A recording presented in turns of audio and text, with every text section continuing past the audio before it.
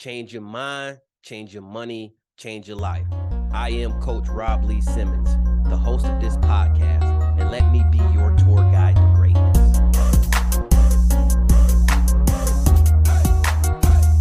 If I was doing any better, I would be you. Welcome to the Greatness Academy podcast. I am here with the great Leonard Chatman Jr. He is a motivational speaker, entrepreneur, author, and I am ready to pick his brain. Welcome to the show, my man. Man, I appreciate you, man. I'm so grateful to have met you. I hate that we've met on this virtual space. So one of these days, we're due for a in-person meetup. Fair? Yeah. I got to make some trips down that way anyway, so we'll catch up for sure. Yeah, no doubt. Bring your golf clubs. Oh yeah, I got you. Hey, my swing is garbage, but I know how to conversate. How about you? Yeah, that's all I need to know. And I don't care about the swing as long as the fellowship is good. Yeah, it's there. It's there. Hey, so tell me a little bit about your personal journey. Really, what motivated you to become an author and a motivational speaker? Yeah. First of all, you kind of realize, when you're on this search for your purpose and what the hell am I going to do with my life? I served 4 years in the Navy. What is my purpose? And I really started to identify my purpose perhaps in about 2008. But it was always inside of me. I was born to do it. And so my journey to being an author and being a speaker actually is motivated by my parents because they did it, for a living. Nice. That was, after my dad retired from the Navy, they started doing some consulting work, teaching people how to, live with, multiple sclerosis because my mom has it, right? And, I saw that. And I think that's why I always tell people the power of the example, because that was my example. And then how about this? The example that they were leaving, it was my purpose. And so I get to live out my purpose every day, man. I'm so grateful. Do you feel like your background played a big part in what it is that you wanted to do? Or do you feel like as you were growing up, you had an idea, but you never knew it was going to be this? I'm like, that's actually a really good question. I'm like Whitney Houston, God rest her soul. You gotta be careful, you're laughing because you're like, oh man, what is he That's what I say. talking about? Where is he going? Where is he going? But I'm like Whitney Houston, Whitney Houston was always gonna be, this amazing, polarizing superstar, right? But she started in church, right? And I think that's where my skill of being a professional speaker, and being an author. To be quite honest with you, having to write a sermon, right, or having to speak in front of an audience about Jonah and the whale. Right. Or Daniel in the lion's den. So it always starts in church, and so that's where I kind of got my start. And I said, no, I'm, while I may not do it in a official capacity in church anymore, the marketplace is a different form of that ministry. Does that make sense? Yeah, absolutely. For sure. Yeah. So let's talk about unlocking your better days. What motivated you to write that? And I like to. So I'm an author as well. I think I didn't mention that in our short conversation. Don't be holding out. Don't be holding out. Yeah, I try not to, but you got so many things in your pocket. I don't know which one to show you. Right, but as an author though, I've heard a number of steps to getting to writing a book where hey, I thought about it and I took notes or I created the draft how they taught me in school. What was your motivation behind your book, and then how did you go about creating it? Yeah, no, that's spot on, actually. Would you agree with me that everybody is going to experience some degree of challenge and adversity, and No question. Yeah, no question.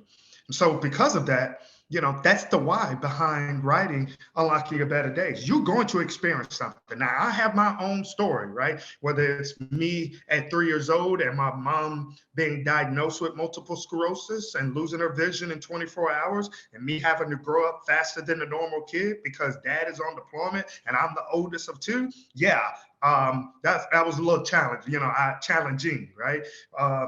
Whether it's, experiencing various things, in the military, which, I'm sure that you can, you know, account for, if you will, right? Stuff happens. No Um, question. and some, for me, you leave it on the boat. For you, it may be the battlefield, because you're Army. So go Navy, beat Army. Did I say that? Got I love it. it. But everybody's going to experience some degree of adversity. The difference between great and average is the difference between your mind saying I can and cannot. Like and I feel that, I've always been an instrument Mm, to help people, right? That's where I get my greatest joy. It's intrinsic for me to be able to serve people and, being able to bring joy to someone. And so I wanted to do that in the form of a book. And what better way is to help people overcome adversity or give them what has worked for me, and not just give them what has worked for me, but I speak to enough people that has given me advice, and I can put it into a literary form, and it can be a blessing to them. mm, that's good. That's good. And it's great. So let's talk a little bit about the business aspect of what it is that you do, right? So I think the best way to enjoy life is to take your purpose and your passion and turn it into a profit. So what made you become an entrepreneur? And then is this one of those things that you love and you see yourself doing forever? Yes. Um, right now, I cannot, I can't, I can't see myself working in a corporate environment, at this point. Um, it's, and the reason is because just what I've been speaking about, it's purpose. I'm literally born to speak. I'm born to speak in front of thousands. I've spoken in front of one person and was expecting, 100. Like you name it, I've experienced it. And so, the encouragement that you gave me earlier, that just really kind of, made me feel good, right? Because as entrepreneurs, you're going to go through highs and you're going to go through lows. You're going to go through seasons. You're going to go through the desert. You're going to go through the mountaintop. You're going to experience it, right? And I wouldn't say I always wanted to be, an entrepreneur. No, that you kind of fall into. Like, you know what? I think I'm going to do this thing, right? But as far as speaking and doing it as a profession, oh, I was born to do this. God put me on this planet to do it. I believe that. So one of the biggest things that I noticed about you is you got the fire, the passion. What I told the people earlier is that you are up next. You're going to be one of the most well-known motivational speakers in the world. I know that for sure, no question. What are some of the motivational speakers that you look up to? Who's your favorite and why? Yeah, so I'm gonna go from old school, and then we're gonna kind of go to current, right? So you got to go with I'm trying to be real cool when I use some of this language because some of the kids that I mentor, they don't think that I'm cool. So if they see this, they're gonna think that I'm cool. All right. So OG, okay, Right. the OG is Les Brown, Oh yeah, right? for So sure. My guy. love Les Brown. Um, I love uh, Mark Victor Canfield. I think he was my Chicken Soup for the Soul. He did that series for the Chicken Soup for the Oh Soul. yeah, yeah, yeah, yeah, Yeah, yeah. yeah, yeah. That was really good.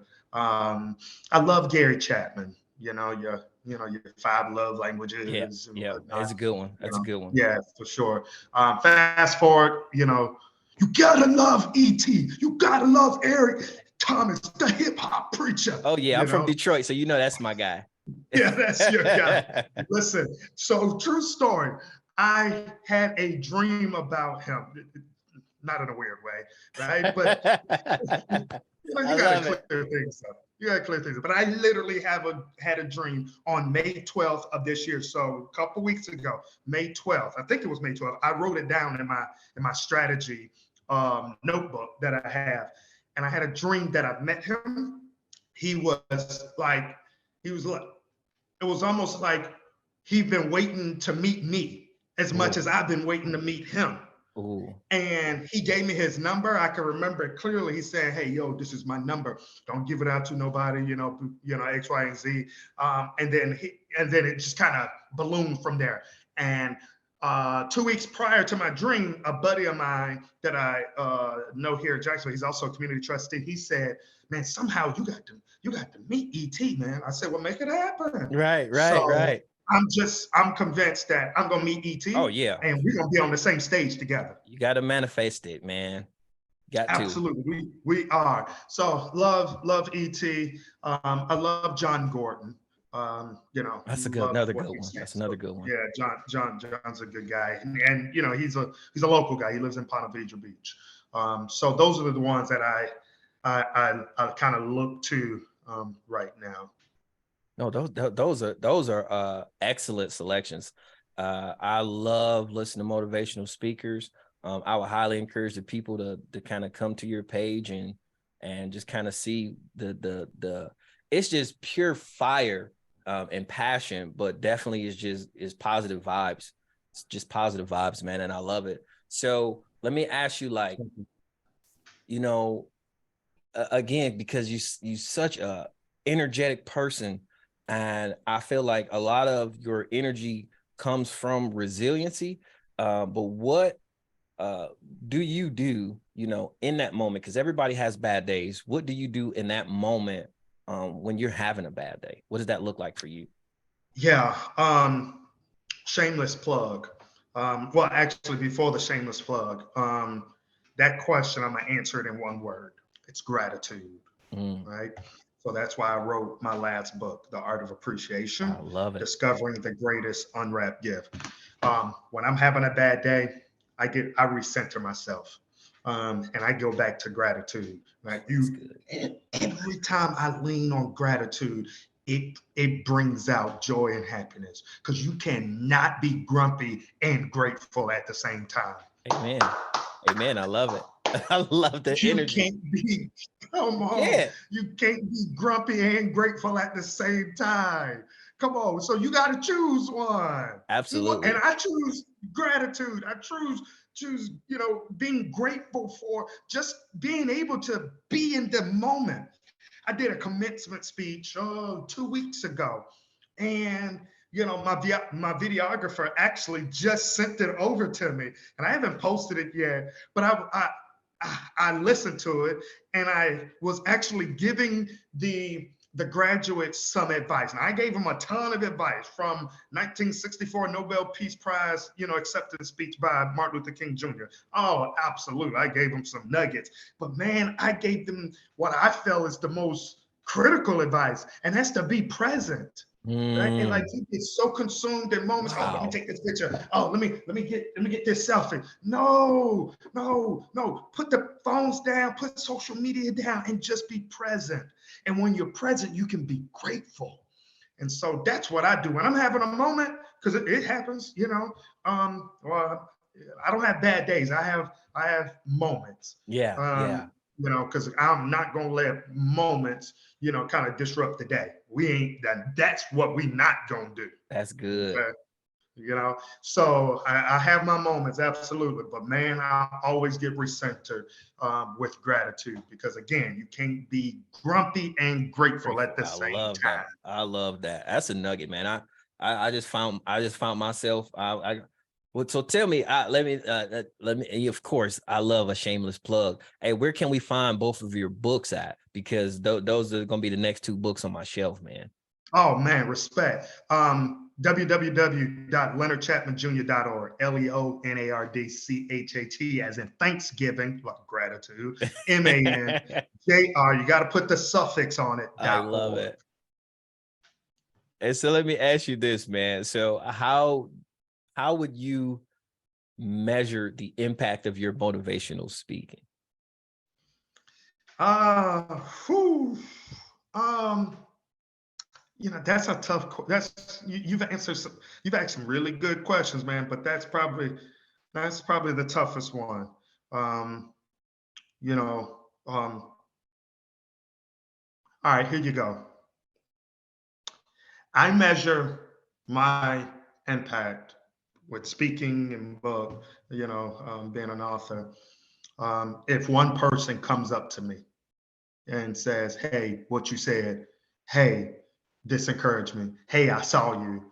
Hey, this." You know what I mean? Like Yeah. they kind of point something out. You know, um, and I think it's that one person that kind of continues to you know um, motivate you, if you will. Yeah, for It's sure. kind of like that. I think it's a parable in the Bible.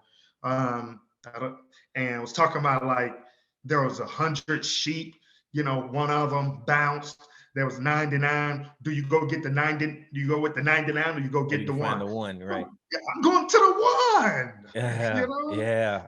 So it's that one person that says, "Hey, man, that helped me." So it wasn't a hard question. It was actually a good question. Yeah. I think it just brought out a little bit more purpose. You like, you know what? I just need one. I only need Yeah. one. Hmm, yeah, just one person, man. And that keeps you. I mean, because you can't, you're not going to eat an elephant, Right. Right. in one sitting. It's Right. one bite at a time. So That's it's it. just one. Everything, it's just about that one person. So good question. Thank you. Yeah, I I, like it. I I try to come prepared, man. I try to come prepared. My wife say, "Hey, you becoming a little bit better of a journalist." I said, "I ain't doing nothing but what 85% of people won't do it. I just read. I all I got to do Man, is read. I know I can bring it out of you if I read a couple of questions. man, listen, I have done numerous podcasts. I have been interviewed, like you said, on the news, man. You know what? Don't let nobody tell you nothing, man. You my favorite, bro. I appreciate that, fam. I appreciate that. Hey, so can you give Yeah, our you remember I do, you know.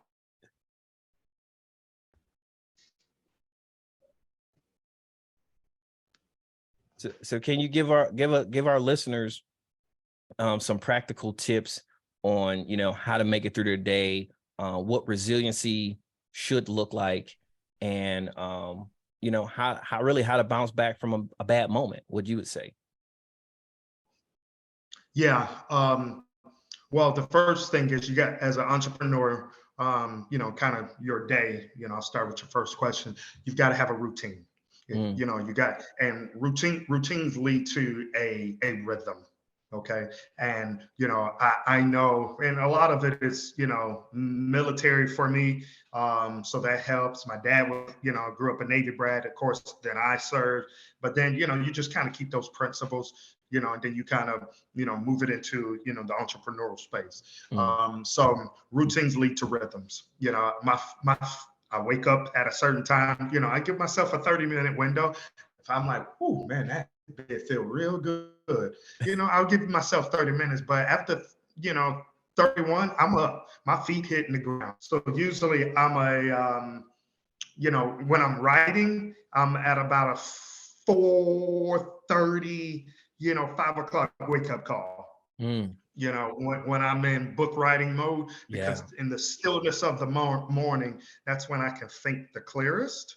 I have nothing on my mind. I have nothing on my brain. I don't hear, the mailman coming. I don't hear, cars honking. I don't hear the fire department. It's just the stillness of the moment. I love And it. so that's always been a beautiful time for me.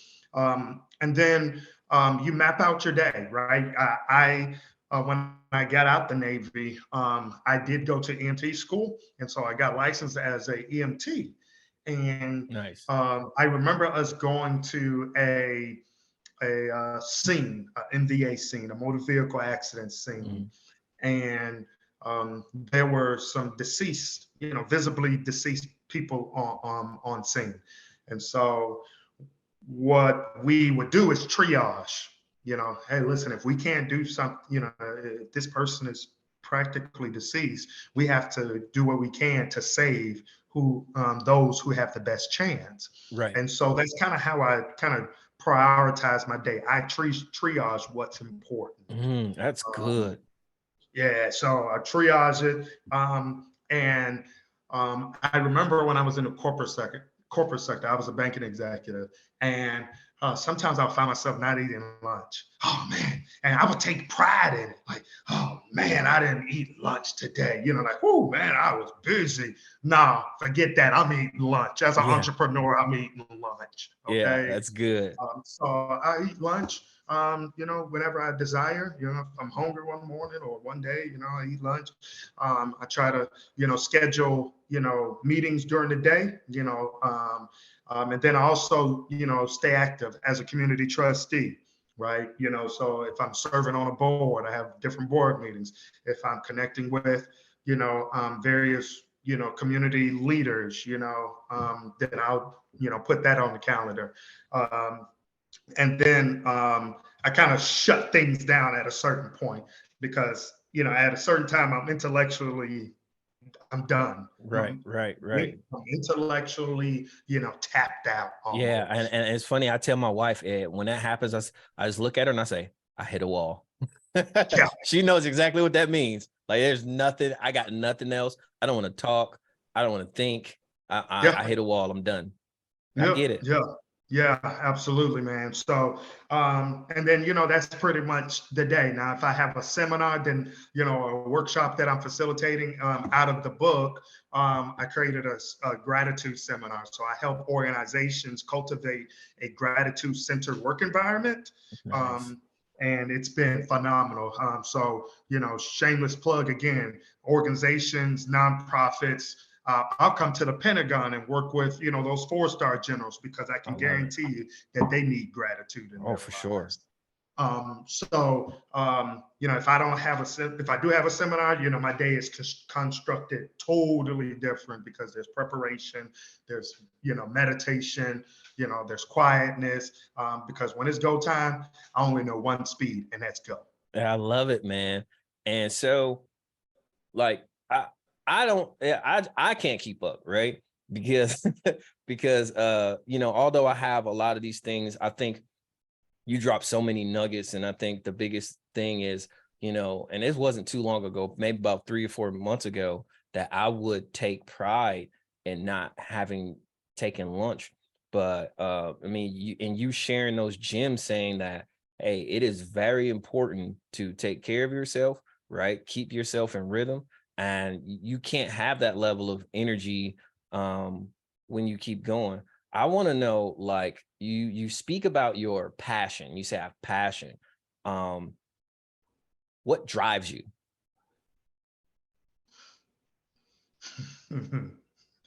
um, the fact that I get to wake up and do it all over again.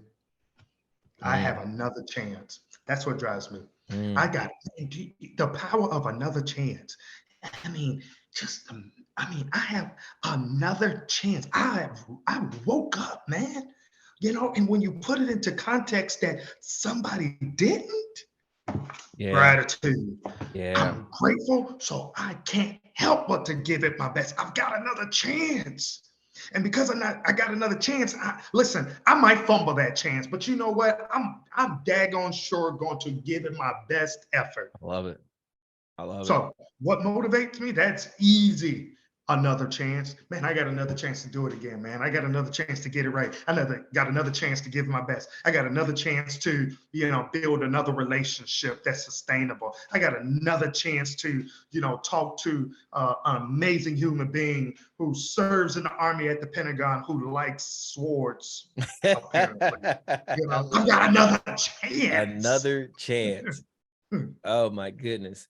I think, man, I love this because this is like, I always keep my pen on hand, and sometimes you might see me in my phone. I'm just taking notes, man. And I'm For definitely going sure. to sit back and watch this episode again because it's just so many jewels that you drop. And I love that because that's what I want for the listeners and the people who hear this. I want them to know that they have a resource for motivation.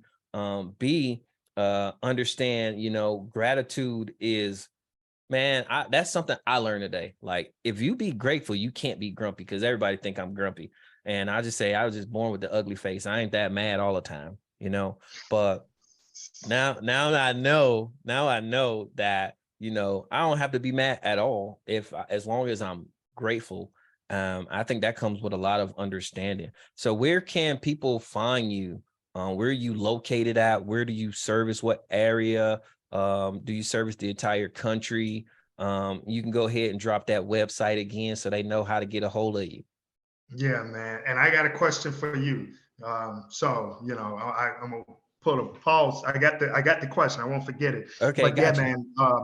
www.leonardchatmanjr.org. That's the website.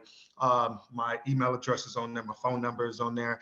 Man, listen, I I'm grateful for opportunity and a chance, right? Mm, And so you name it, I'll travel. If there's, I'm the easiest to work with, and that's the beauty. I don't work for a speakers bureau, right, right? right, right. So you don't have to go. You can kind of forget about the red tape and having this. I mean, just give me a holler, right? And um, if it ain't me, then I'll definitely get you in touch with my assistant. But you will get me first. Line of defense. For sure. So I'll travel across the country. I'll go to Africa and speak. Because where there's two ears and a heart, that means that there's somebody um, that I can speak to inspire them. I love it. I love it. Give me the question, man. I'm ready for the question. Give me the question. So, you're a podcaster, you work at the Pentagon, you're a subject matter expert in a HR program, if I'm not mistaken. For sure. You work around four-star generals. You told me that you travel with them or they take you with them. Obviously, working in the Pentagon, you are working with some very highly skilled, intellectually strong individuals. My Absolutely. question is, what's the greatest piece of advice you have ever gotten? Oh man, that's good. The greatest piece of advice I ever received was go home. The work will be there tomorrow. And because the level of questions, so it's unique because on top of being a data analyst, I'm also a functional tester and basically uh like a help desk clerk, right? So you consistently getting questions, you working at a high level at the Army, and so you're always getting these questions, always getting these questions. So the work never ends. And just like you outlined earlier, sometimes you have to find a stopping point in your day to realize that the work will be there tomorrow, and even be more consistent.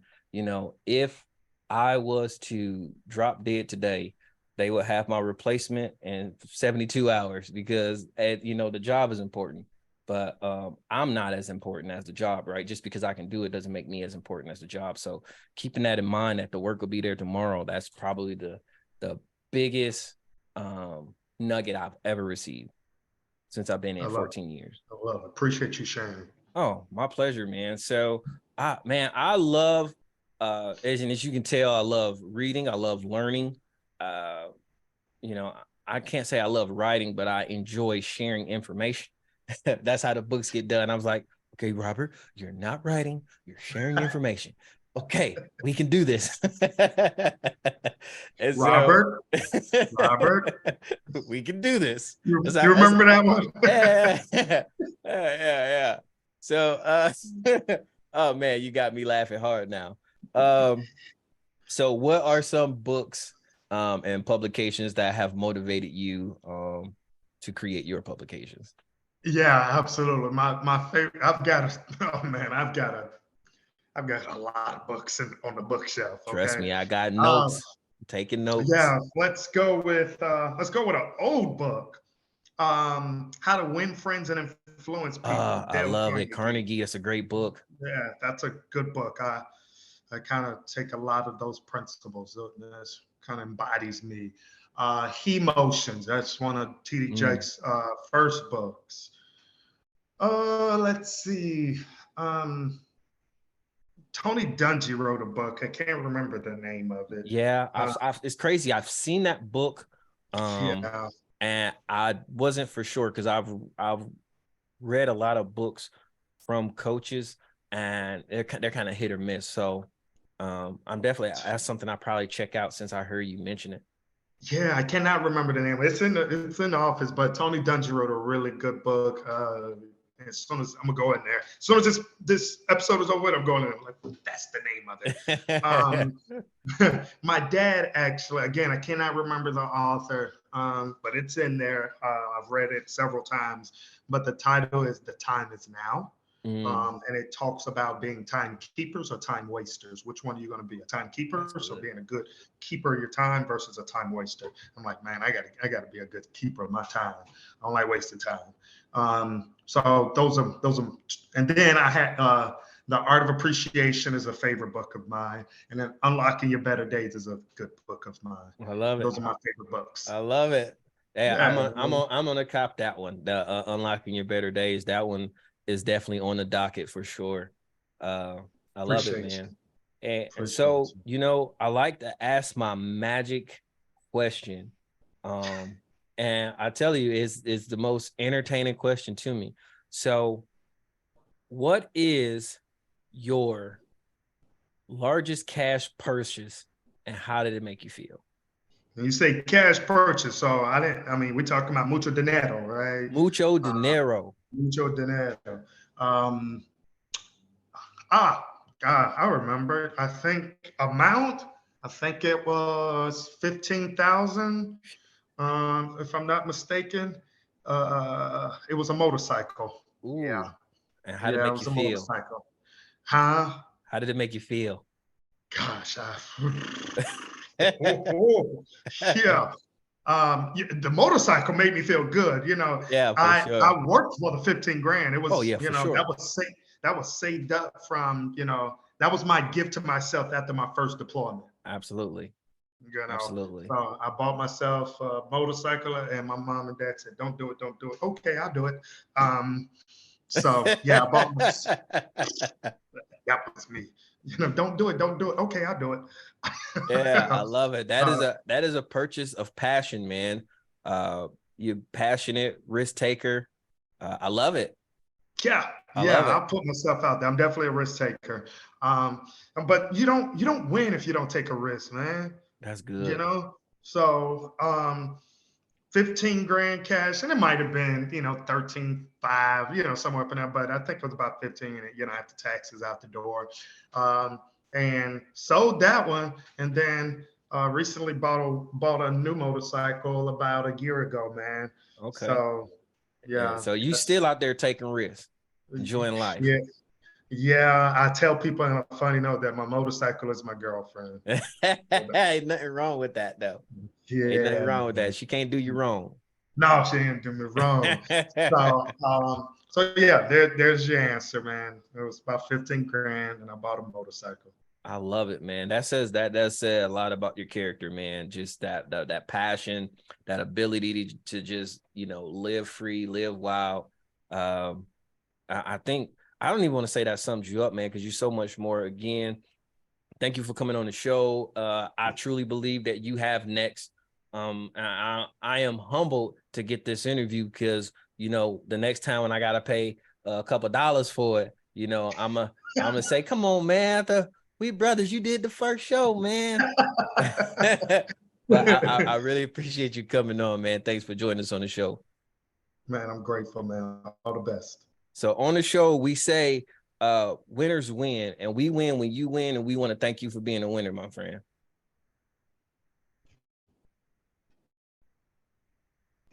Well, how about that? We were in alignment.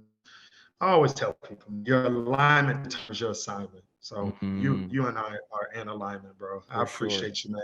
For sure. Appreciate you giving me the encouragement, the opportunity, and that next, man. I felt that, bro. I felt that.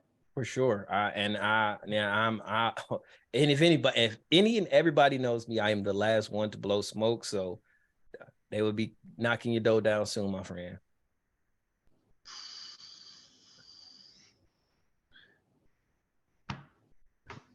Thank you, bro. I love it. I love it. And we're out. Boom.